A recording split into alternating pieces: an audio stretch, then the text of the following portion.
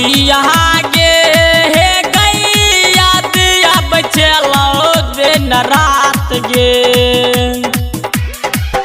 देखल तरसै छौ देखल तरसै छौ तोर दीवाना हे गई छौरिया गे गई याद अब चलो दिन रात गे छौरिया गे। Presented by BM Recording Studio, Alamnagar, Madhepura. DJ Lavan ji के हाथ DJ Lavan जी के हाथ DJ Lavan जी के हाथ Music by Lavan जी। एके साथ पढ़ैली है क्लास दुनु करैली है तोरा खातिर गे छौरी छौरा से लड़ैली है एके साथ पढ़ैली है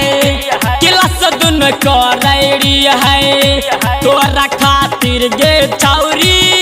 छौरा से लड़ैली है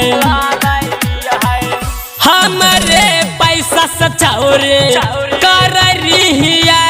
गे तोरा खातिर बेची लिये गाभिन दोनों भैंस गे गाभिन दोनों भैंस गे हमरे पैसा से छौरी कर रही गे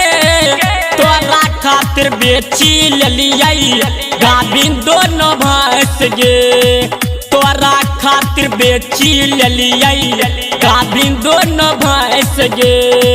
खाना पीना निक न लागे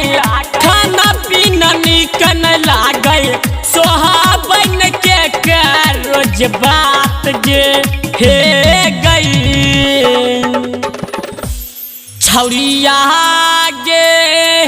गई याद अब चलो दिन रात गे छौरिया गे। Presented by BM Recording Studio, Alamnagar, Madhepura. DJ Lavan जी के हाथ DJ Lavan जी के हाथ DJ Lavan जी के हाथ Music by Lavan जी। तो जब से ससुरा गेले न एक बार फोन कैले सैया के कोरा में जाके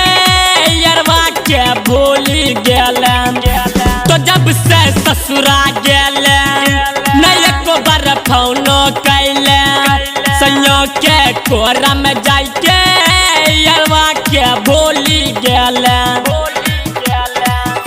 चली गेलु गोरी कहाँ धोखा हमरा देके पानी परेशान छियौ फोटो तोहर लेके फोटो तोहर लेके चली गेलु गोरी कहाँ धोखा हमरा देके पानी परेशान छियौ फोटो तोहर लेके पानी परेशान छियौ फोटो तोहर लेके राइटर पंकज छै राइटर पंकज छै जुदाई न सहात गे हे गई छौरिया गे गई याद अब चलो दिन रात गे छौरिया